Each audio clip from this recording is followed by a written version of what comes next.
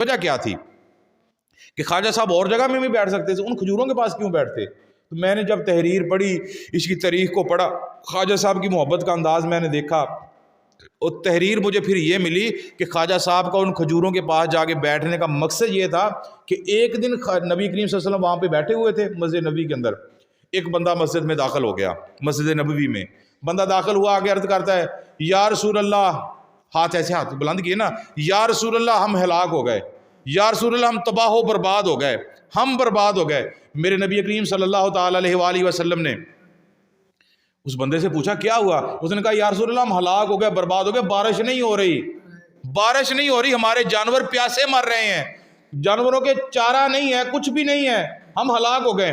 میرے نبی پاک نے ہاتھ اٹھائے، اور تحریروں کے اندر یہ بات موجود ہے کہ مسجد نبی کی اس وقت چھت لینڈر کی نہیں ہوتی تھی، اس کے اوپر کھجور کے پتے ہوتے تھے۔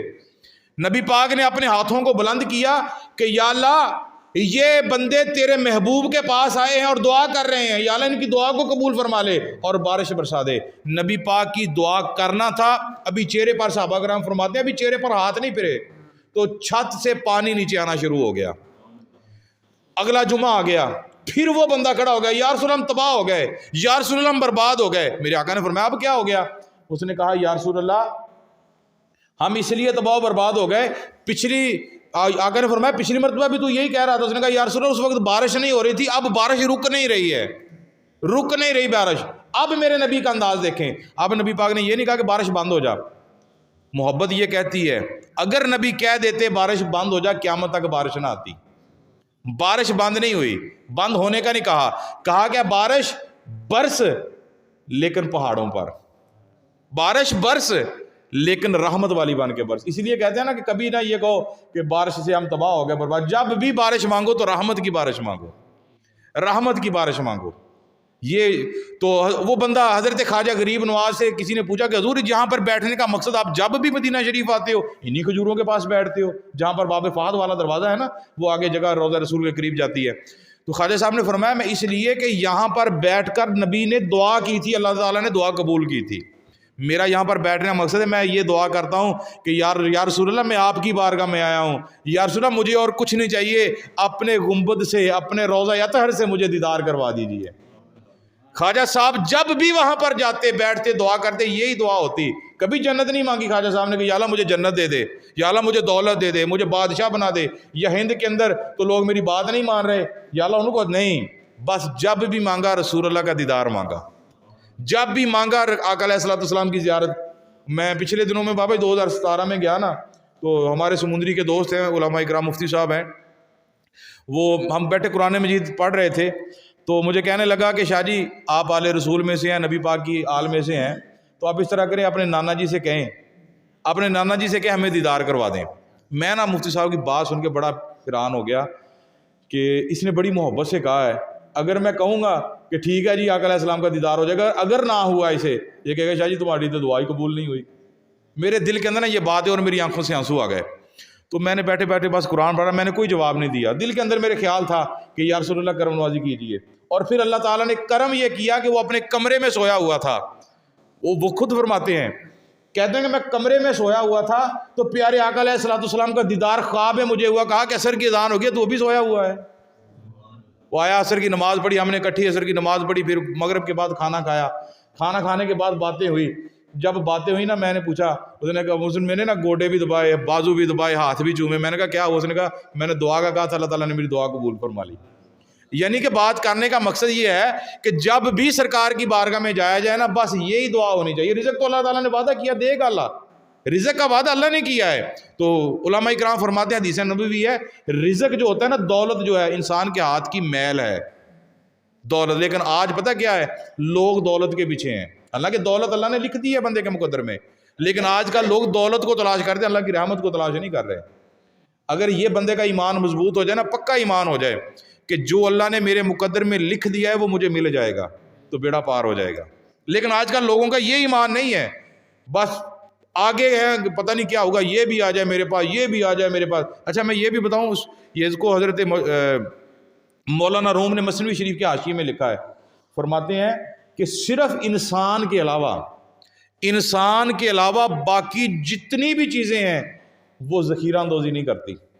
ہر جو بھی مخلوق ہے وہ لاتی ہے رزق، کھاتی ہے اور اڑ جاتی ہے، اگلے کی تلاش میں نکل پڑتی ہے. لیکن انسان ہے، اس کو پڑی ہے اپنے بینک بیلنس بھرنے کی. حالانکہ جب یہ مرتا ہے مال کی تقسیمیں ہوتی ہیں، اولادیں بعد میں لڑتی ہیں. قبروں پہ جا کر لوگ فاتحہ نہیں پڑھتے، اولادیں فاتحہ نہیں پڑھتی، قبریں گر جاتی ہیں. اعلان مسجدوں میں ہوتے ہیں، حضرات پتہ نہیں وہ کس کی قبر ہے، جس میں بارش کا پانی چلا گیا، بارش کی وجہ سے وہ قبر گر گئی ہے، دیکھ لو جا کے. لوگ ایسے اعلان ہوتے ہیں. کل تک جس کو ہم کہتے تھے نا میرے باپ کی طرف نظر اٹھا کے نہیں دیکھنا، میرے باپ کو تو نے کہہ دیا، میرے باپ کو ایسے کہہ دیا. آج اسی باپ کی قبر بھی ہے. پہلے کل صرف اولاد تھی، بیٹے تھے، آج بیٹے نہیں ہیں ساتھ، بیٹوں کے ساتھ ساتھ آج پوتے بھی ہیں، آج نواسے بھی ہیں، آج آگے باقی خاندان بھی ہے. سارا معاملہ ہونے کے باوجود بھی قبر پہ جانے والا کوئی نہیں ہے. مال کی تقسیمیں ہو رہی ہیں. تو بات کرنے کا میرا مقصد یہ ہے کہ صرف انسان کے دل کے اندر اگر محبت رسول آ جائے، محبت خدا آ جائے، انسان کا بیڑا پار ہو جاتا ہے. تو خواجہ غریب نواز وہاں پہ بیٹھے ہوئے تھے، دل میں جستجو، دل میں دعا پتہ کیا تھی کہ یا اللہ مجھے اور کچھ نہیں چاہیے، پیارے آقا کا دیدار ہو جائے، پیارے آقا کا دیدار ہو جائے. اور آنکھوں میں آنسو جاری ہیں. پھر اللہ نے کرم بھی کیا بابا جی، اللہ نے کرم بھی کیا. وہاں پہ بیٹھے ہوئے تھے متولی، جو آقا علیہ السلام کے روضے کا جو متولی تھا، اس کو آقا علیہ السلام کے متولی کو نبی رحمت صلی اللہ علیہ وسلم نے آواز دی. غیب سے آواز آتی ہے، فرمایا معین الدین کو بلاؤ.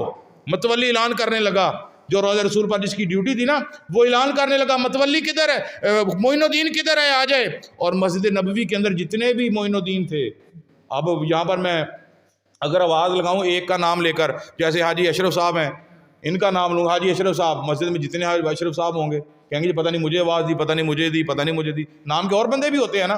اسی طرح جب نبی پاک نے یہ آواز دی نا کہ اب معین الدین کو بلاؤ، اس متولی نے اعلان کر دیا معین الدین ادھر آ جائیں آقا علیہ السلام کی بارگاہ میں. وہ جتنے معین الدین تھے سارے کے سارے جمع ہو گئے. اب متولی حیران ہو گیا. وہ کہتا ہے اب میں کس کو کہوں، اب ان میں سے میں کس کو کہوں کہ آقا نے تجھے بلایا ہے. آقا کی بارگاہ میں عرض کی یا رسول اللہ آپ نے کس معین الدین کو یاد کیا ہے. جب یہ آواز متولی نے عرض کی نا آقا کی بارگاہ میں، تو سرکار کے روضہ رسول سے یہ آواز آئی، معین الدین حسن سنجری کو ہم نے یاد کیا ہے. اس نے اعلان کیا. معین الدین حسن سنجری وہاں سے اٹھے، سرکار کی بارگاہ میں گئے اور جا کر ہاتھ باندھے ادب کے ساتھ، السلام علیکہ یا رسول اللہ. بلند آواز سے کہ سبحان اللہ. کہا جا کے السلام علیکہ یا رسول اللہ، ہاتھ باندھے، آنکھوں کو بند کیا، السلام علیکہ یا رسول اللہ. جب یہ سلام پیش کیا نا تو پتہ کہ آگے سے جواب کیا آیا، وعلیکم السلام یا قطب المشائخ و سلطان الہند. مسئلہ اور بڑھ گیا. پہلے معین الدین کا نہیں پتا تھا، اب قطب بھی بنا دیا، مشائخ کا قطب بنا دیا، ہند کا سلطان بنا دیا. تو خواجہ صاحب ہند کبھی آئے نہیں تھے. یہ علاقہ جو ہند کا نا جس ملک میں ہم بیٹھے ہیں، یہ ہند کا علاقہ مشہور تھا. ہند میں تو خواجہ صاحب آئے نہیں تھے. آقا کی بارگاہ میں عرض کی یا رسول اللہ ہند کیا ہے. فرمایا کہ ہند کے جتنے مشائخ ہیں اور جتنے مشائخ دنیا میں ہیں، ہم نے سب کا آپ کو سلطان بنا دیا، قطب بنا دیا ہے، اور ہند کا آپ کو سلطان بنا دیا ہے. فرمایا ہند چلے جاؤ، ہند چلے جاؤ. وہاں پر ہمارا ایک دوست تھا، صحابی رسول تھے وہ. یعنی کہ اگر تاریخ پڑھی جائے نا، پاکستان کے اندر بابا جی نبیوں کی قبریں بھی ہیں، صحابہ کی قبریں بھی ہیں. اسی طرح ہندوستان میں بھی صحابہ کرام کی قبریں ہیں. صحابہ کرام اسلام کی تبلیغ کرنے کے لیے آئے ہوئے تھے، لیکن کسی وجہ سے وہ تبلیغ نہ ہو سکی، شہید کر دیا گیا کافروں کی طرف سے. جیسے پاک پتن شریف میں صحابہ رسول کی قبر ہے. تو اسی طرح بہت ساری. آقا علیہ السلام نے فرمایا کہ ہمارا ایک دوست تھا جس کی ہند میں ڈیوٹی لگائی تھی دین اسلام کی خدمت کرنے کے لیے، اس کو شہید کر دیا گیا ہے، اب وہ موجود نہیں ہے.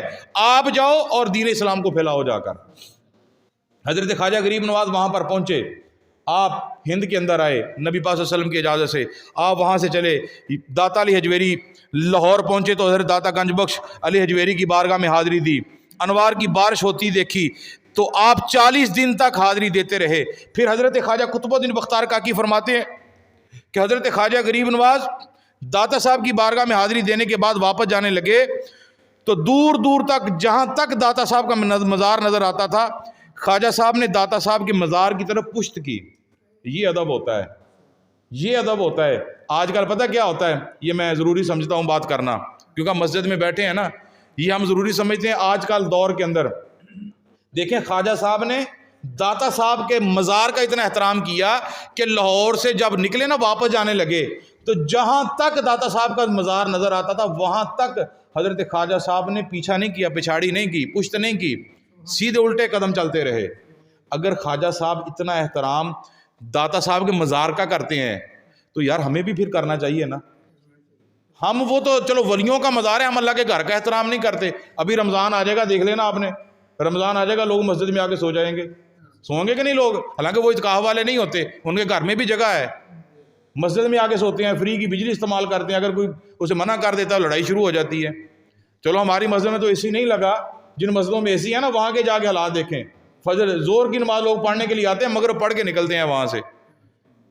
حالانکہ مسجدوں کا احترام جو ہے نا, ایک مسجد بنی تھی, تاریخ یہ گواہ ہے, قرآن کی تفسیر پڑھ کے دیکھ لیں, میری طرف سے بات نہیں ہے. الحمدللہ میرا یہ ایمان ہوتا ہے کہ جو بھی بات ہو قرآن اور حدیث کی روشنی سے ہو, کسی بندے کی بات نہ ہو.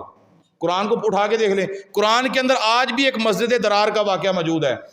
وہ مسجد درار پتہ کیوں گرائی گئی؟ اللہ تعالیٰ نے فرمایا حبیب اس مسجد کو گرا دیا جائے, اس لیے کہ اس مسجد میں بیٹھ کر اسلام کے مخالف پروپوگنڈے ہوتے تھے, مسجد کی بے حرمتی ہوتی تھی. آج کل مسجدوں میں پتہ نہیں لوگ کن کے نظریے کے ساتھ. اچھا ایک اور یار پاکستان میں کام شروع ہوا ہے.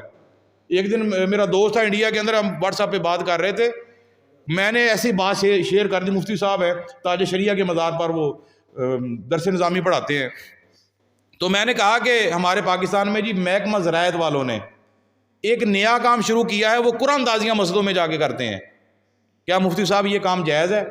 تو یقین کریں انہوں نے قرآن اور حدیث کی روح سے بتایا کہ مسجد کے اندر عبادت کے علاوہ کوئی کام جائز نہیں ہے. آج کل مسجدوں میں تجارت ہوتی ہے, خرید و فروخت ہوتی ہے, قرآن اندازیاں ہوتی ہیں. تو پھر یہ ہمارے لیے لمحہ فکریہ ہے مسجدوں میں قرآن اندازی. پتہ کیوں؟ اس لیے کہ ہمارے محکمے والوں کو بندوں پر یقین نہیں ہے کہ یہ 2 نمبری کر جائیں گے.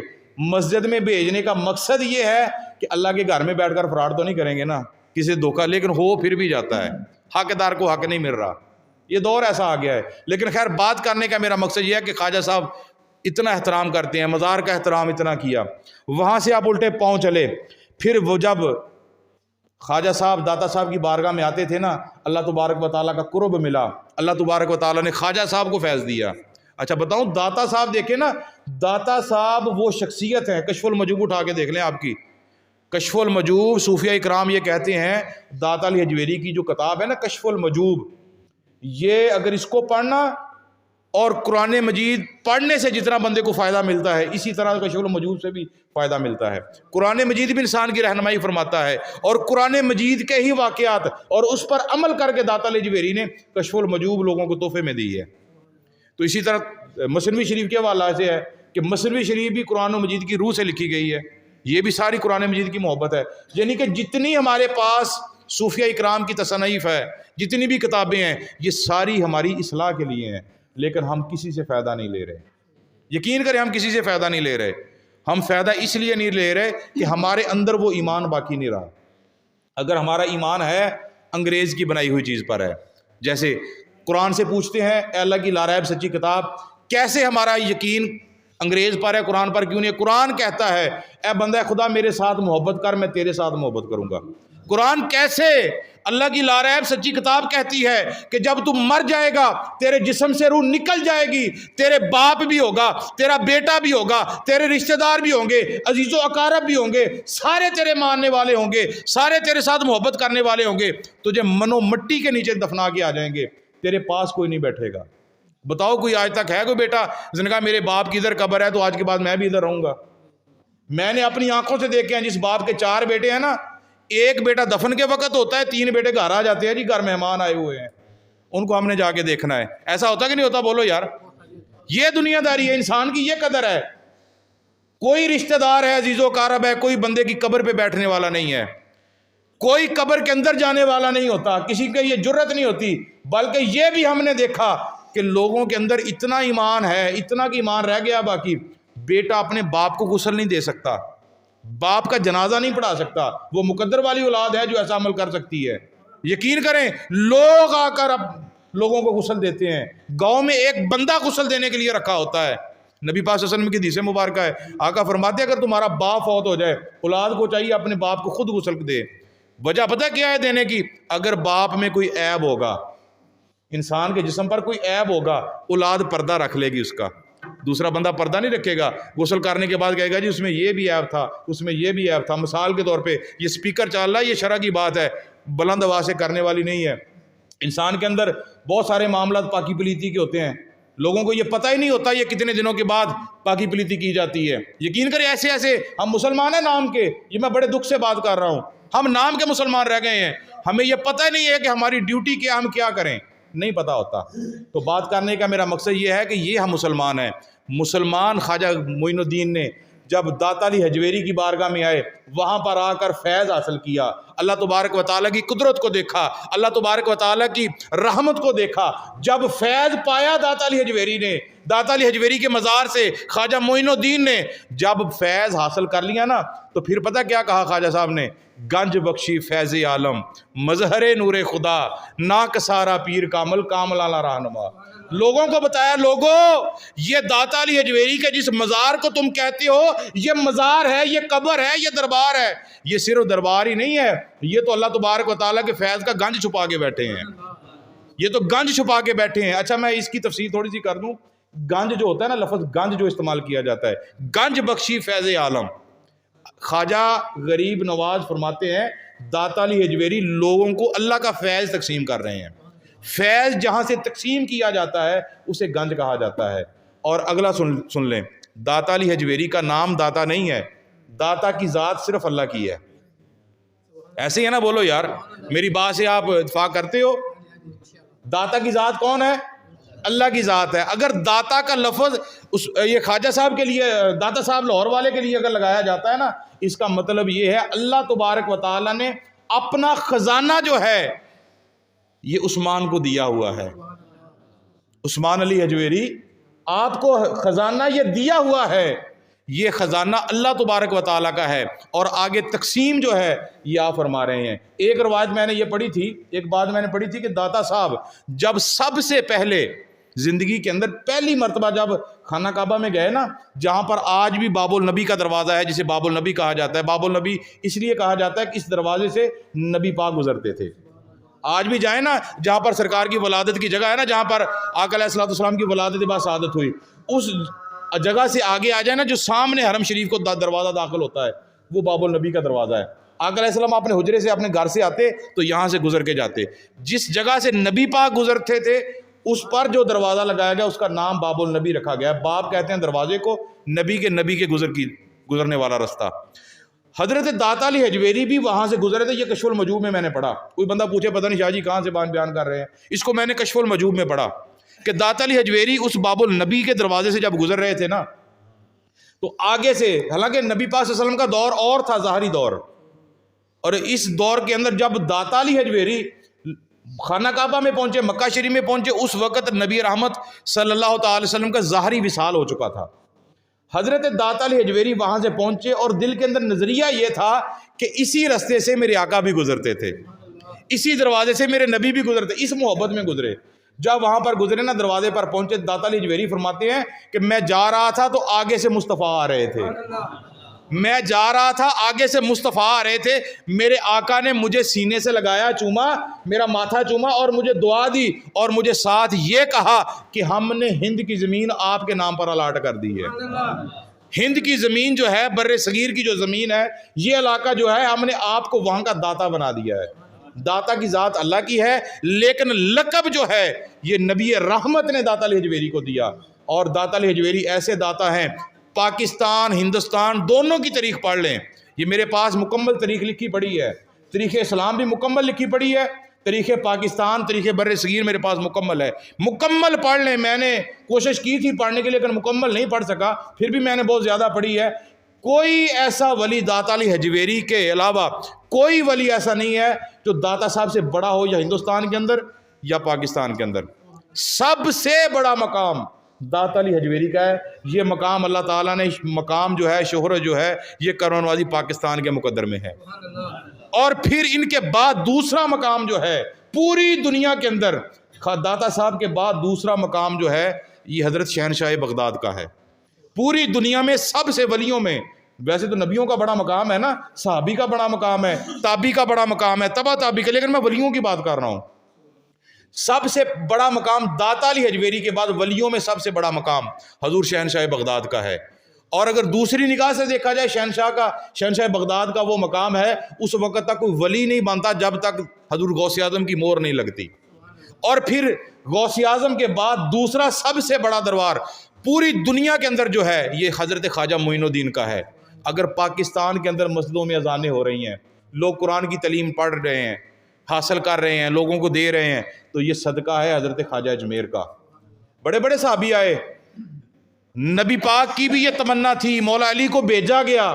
یہ آج بھی ملتان کے قریب، بہاولپور کے قریب وہ قلعہ دڑاوڑ کے ایسے کوئی ہے جگہ، وہاں پر صحابہ کرام کی قبریں ہیں، وہاں تک مولا علی سرکار پہنچے تھے اپنا قافلہ لے کر، لیکن ہند کو فتح نہیں کر سکے. نبی پاک نے واپس بلا لیا تھا. یہ نہیں سوچنا کہ مولا علی سے فتح نہیں ہو سکا، یہ تو کبھی ہو ہی نہیں سکتا کہ شیر خدا کی تلوار ہو اور علاقہ فتح نہ ہو. جو علی ایک ہاتھ سے خیبر کا قلعہ اکھاڑ سکتے ہیں، کیا وہ ہند کو فتح نہیں کر سکتے تھے؟ آئے تھے فتح کرنے کے لیے، لیکن نبی پاک نے واپس بلا لیا. اور نبی پاک نے یہ اعلان کیا تھا کہ اسلام کی سب سے بڑی جنگ جو ہوگی وہ غزوہ ہند ہوگی.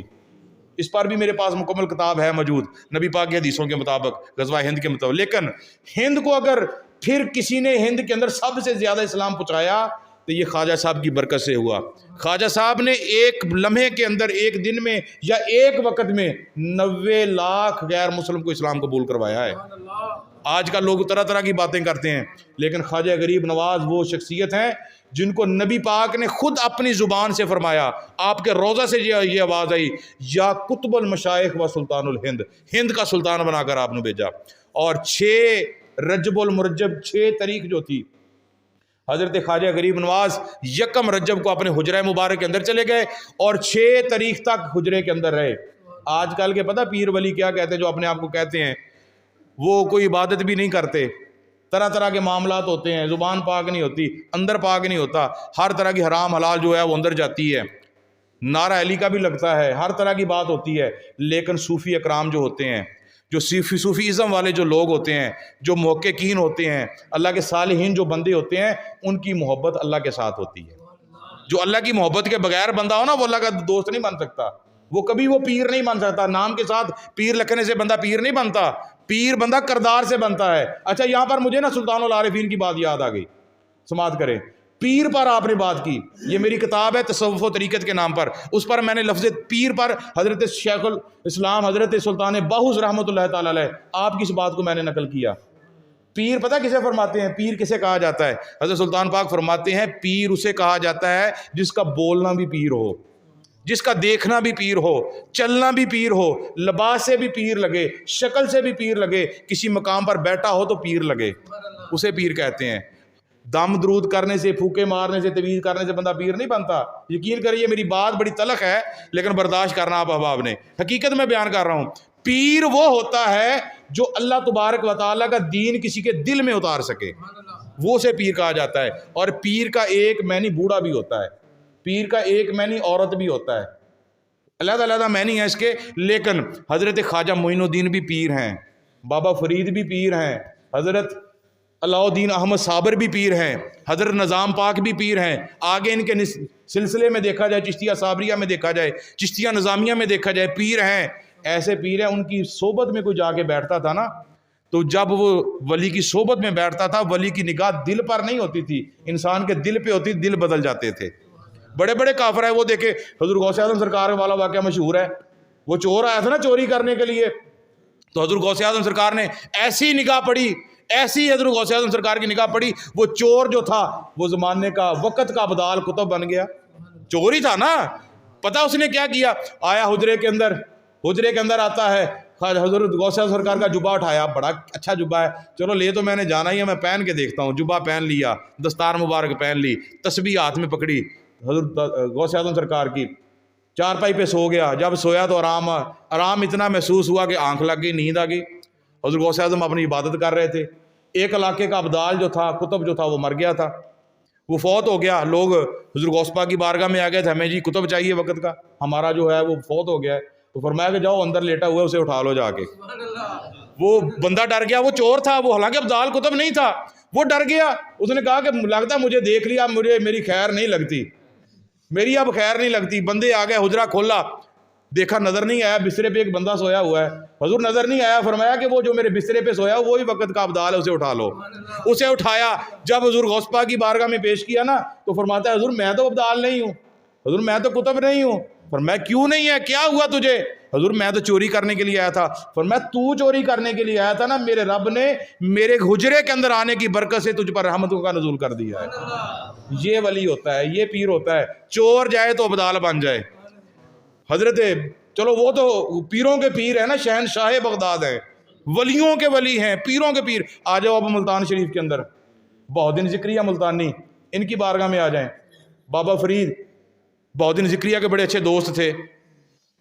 بابا فرید آتے تھے, دوست تھے نا آپس میں, ایک دوسرے کے ساتھ ملاقات ہوتی تھی. بابا فرید وہاں پہ آئے, ٹبے کے قریب جب پہنچے نا, اونچا سا ٹیلا تھا ایک مٹی کا, وہاں پر پہنچے نا تو بہاؤالدین ذکریہ نے دور سے دیکھ لیا, اپنی خادمہ کو, نوکرانی کو کہا کہ یہ لوٹا لے جاؤ, دوڑ کے جاؤ, وہ میرا دوست فرید آ رہا ہے, اسے وضو کرواؤ.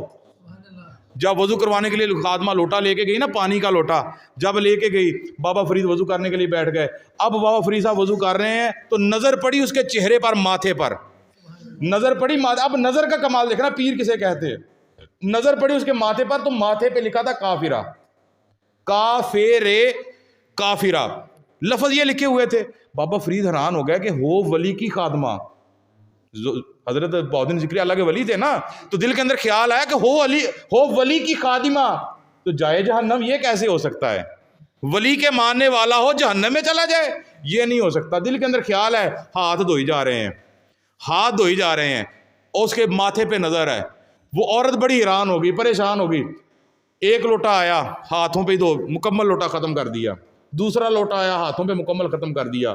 جب تیسرا لوٹا آدھا ختم ہو گیا نا, تو لوٹا وہاں پہ پھینکا اپنے پیر کی بارگاہ میں. حضرت قطب کی نام تھا حضرت ذکریہ علیہ السلام, بہاؤالدین ذکریہ کی بارگاہ میں پہنچ گئی. کہتی ہے جی آپ نے کہا کہ وہ میرا دوست ہے, ولی ہے, اس کے پاس وہ مجھے ولی تو نہیں لگتا, وہ تو بڑی حیران نظروں سے مجھے دیکھ رہا ہے, میں عورت ہوں, اس لیے اتنے میں وضو کروایا. بابا صاحب آ گئے تو بابا صاحب نے کہا کہ یہ, حضرت بہاؤالدین ذکریہ نے کہا یہ کیا کیا؟ آپ فرماتے ہیں کہ آپ کی نکرانی کو جہنم سے نکالتے ہوئے مجھے 2.5 لوٹے پانی کے لگ گئے.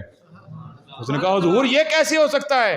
فرمایا میرے دل کے اندر خیال آیا, آپ کے ماننے والی ہو, اللہ کے ولی کے در پہ رہنے والی ہو, ماننے والی اللہ کے ولی کی ہو, اور جائے جہنم, یہ کیسے ہو سکتا ہے؟ میں نے کہا کہ یا اللہ, میں اس وقت تک تیرا وضو نہیں کروں گا, اس وقت تک وضو نہیں کروں گا جب تک میرے دوست کے در پہ رہنے والی خادمہ جو ہے یہ اس کو جہنم سے آزاد کر کے تو جنت نہیں عطا کر دیتا. اور اب دیکھ اپنے ماتھے پر, اس وقت کا جیسا بھی دیکھنے کا شیشے کا انتظام تھا, جب دیکھا گیا اب کافرہ نہیں لکھا, اب ماتھے پہ کافرہ نہیں لکھا, اب ماتھے کے اوپر جنتی لکھا ہوا ہے, بہشتی لکھا ہوا ہے. وہ اسی طرح نبی پاک صلی اللہ تعالیٰ علیہ وآلہ وسلم فرماتے ہیں کہ جو اللہ تبارک و تعالیٰ کے قرب میں رہتا ہے, اللہ تبارک و تعالیٰ کے ساتھ جو بندہ محبت کرتا ہے, جو اللہ کے ولیوں کے ساتھ نسبت قائم کرتا ہے اور ان کے در پہ جو آتا ہے, وہ بندہ کبھی فیل نہیں ہوتا, وہ کامیاب ہو جاتا ہے. اچھا میں یہ بتاؤں, یہ تو بندہ ہے نا, نماز پڑھے گا, عبادت کرے گا, اللہ کے ولی کو راضی کرے گا, اللہ کا ولی ہاتھ اٹھائے گا, دعا کرے گا, اللہ تعالیٰ دعا قبول فرما لے گا. یار کیا جانور جو ہیں, جانور ہے نا, دیکھے نا آپ نے جانور, ماشاءاللہ گاؤں میں کہہ رہے ہیں, اور کتے بھی دیکھے نا آپ نے. یار کتے کے ذہن کے, آپ کے ذہن کے اندر کتے کے بارے میں کیا گمان ہے؟ کہ اللہ کے ولی کے ساتھ اگر کتے کی نسبت ہو جاتی ہے نا, کتے کی نسبت ہو جائے, وہ 2 3 4 جمعے یا 1 ماہ پہلے میں نے آپ احباب کے سامنے صحابہ کہف کے کتے کا ذکر کیا تھا, یاد ہوگا احباب کو. اگر کتے کی نسبت اللہ کے ولی سے ہو جائے, اللہ تعالیٰ اسے بھی جنت دے دیتا ہے. اگر بندہ مال کرے گا اچھے, تو کیا بندہ جنت میں نہیں جا سکتا؟ کتے سے بار بار کہا ہم تجھے جانے ساتھ نہیں لے کر جائیں گے, ساتھ نہیں لے, وہ پتہ کیا کہتا ہے؟ نہیں جی میں آپ کے ساتھ جانا چاہتا ہوں. وہ بندے کہتے ہیں, اللہ کے جو بندے تھے کہتے ہیں نہیں ہم تجھے نہیں لے کے جائیں گے, اس لیے کہ کتے کا کام ہے بھونکنا, ہم تجھے نہیں لے کے جائیں گے. وہ کہتا ہے نہ میں بھونکاں نہ میں ٹونکاں, یعنی کہ ایک بھونکنا ہوتا ہے, ایک ٹونکنا ہوتا ہے, سمجھتے ہیں نا. یعنی کہ کتا بھونکتا ہے, کسی کو دیکھ کے غصے میں بھونکتا ہے, جب مالک مارتا ہے نا وہ پھر ٹونکتا ہے. وہ کہتا ہے نہ میں بھونکاں نہ میں ٹونکاں نہ میں شور مچاواں. کتا کہتا ہے مجھے اپنے ساتھ رکھ لو, نہ میں بھونکاں نہ میں ٹونکاں نہ میں شور مچاواں, اللہ والیاں دے سنگ لگ کے کتے میں بھی بخشیا جاواں. وہ کہتا ہے مجھے آپ کا سنگ چاہیے, آپ کی نسبت چاہیے, اس لیے کہ اللہ تعالیٰ مجھے جنت دے دے. پھر وہ کتا جو ہے, نبی پاک فرماتے ہیں وہ کتا ایک بندے کی شکل میں جنت میں جائے گا اور وہ بندہ جو ہے کتے کی شکل میں جہنم میں جائے گا. ایک بندہ تھا، اس کو اپنی عبادت پہ بڑا مان تھا، انشاءاللہ کبھی وقت رہا تو اس بندے کا بھی کبھی ذکر کیا جائے. بڑا مان تھا اسے، میں یہ کر لوں گا، میں وہ کر لوں گا، لیکن اس نے اللہ کے نبی کے لیے ہاتھ اٹھائے بد دعا کے لیے. حالانکہ نبی کے لیے ہم جتنے بندے مسجد میں بیٹھے ہیں یا جتنی دنیا ہے، آپ اب سبھی سمجھدار ہو، کتنے لوگ ہیں اللہ کے نبیوں کو نہیں ماننے والے. کچھ لوگ ہیں، آپ نے بھی دیکھے ہوں گے، نبی آخر الزمان کو وہ نہیں مانتے جن کے متعلق قرآن بار بار کہتا ہے یا ایھا النبی، اے نبی، اللہ کہتا ہے لا اقسم بہذا البلد، محبوب جس شہر میں تو ٹہلتا تھا مجھے اس کی قسم، اے واللیل کی زلفوں والیا، ید اللہ کے گورے ہاتھوں والیا، جس کا مقام، جس کے ڈائریکٹ نام خدا نہیں لیتا، جس کے ساتھ محبت خدا کرتا ہے، محبوب خدا ہے وہ، جس کے ساتھ خدا میں پیار کرے، جس کو خدا کہے یہ میرا محبوب ہے، جس کو کہے کہ یہ امام الانبیاء ہے، نبیوں کا امام ہے. اس نبی کے بارے میں آج کل لوگ ذہن کے اندر غلط گمان رکھیں، طرح طرح کی باتیں کریں. تو یہ تو ایک معمولی بات ہے نا. اگر نبی کی نہ بھی کوئی شان بیان کرے گا، اللہ تعالیٰ نے شان بیان کر دی ہے، وہ شان ایسی ہے یہ کبھی کم نہیں ہو سکتی. اللہ تعالیٰ نے جس کا مقام بڑھا دیا ہے. جیسے دیکھیں نا، نبی پاک پیدا ہونے لگے نا تو آپ کے باپ کو قتل کرنے کی ارادے کیے گئے. نبی پاک جوان ہو گئے، نبی پاک کے ساتھ کیا کتنی جنگیں ہوئی، سنا ہے نا آپ نے واقعہ. لیکن اللہ کہتا ہے میں بھیجنا چاہتا ہوں، دنیا کہتی ہے ہم آنے نہیں دیں گے. ابراہیم سے دیکھیں، وہ ابراہیم علیہ السلام کو چکھا میں جلانے کا وقت مقصد کیا تھا کہ ہم نبی پیدا نہیں ہونے دیں گے جس سے وہ شیطان کی بادشاہی جو ہے وہ ختم ہو جائے گی. اللہ کہتا ہے کہ میں یہ اسلام کی روشنی جو ہے، یہ اللہ تبارک و تعالیٰ کے قرب رحمت کی روشنی میں دنیا میں چمکاؤں گا. دنیا کہتی ہے ہم چمکنے نہیں دیں گے. اللہ کے ساتھ کون مقابلہ کر سکتا ہے؟ تو وہ بندہ جو تھا ہاتھ اٹھا کے اللہ کے نبی کے لیے بد دعا کرتا تھا، تو اس کی دعا کیا قبول ہو جانی تھی؟ نہیں. اللہ تعالیٰ نے بس یہ لفظ